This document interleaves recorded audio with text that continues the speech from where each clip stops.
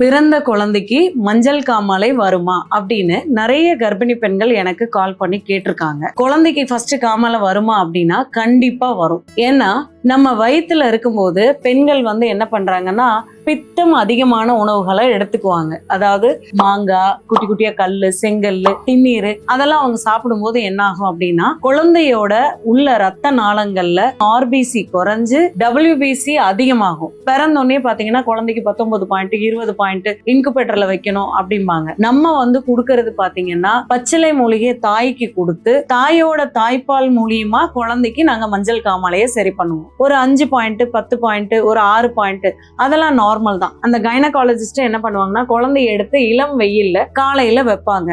அந்த குழந்தை இருக்கிற டார்க் ரூம்ல அந்த குண்டு பல்ப் இருக்கு இல்லைங்களா, கொஞ்சம் இறக்கி போட்டு அந்த வார்ம்ல வச்சிருப்பாங்க.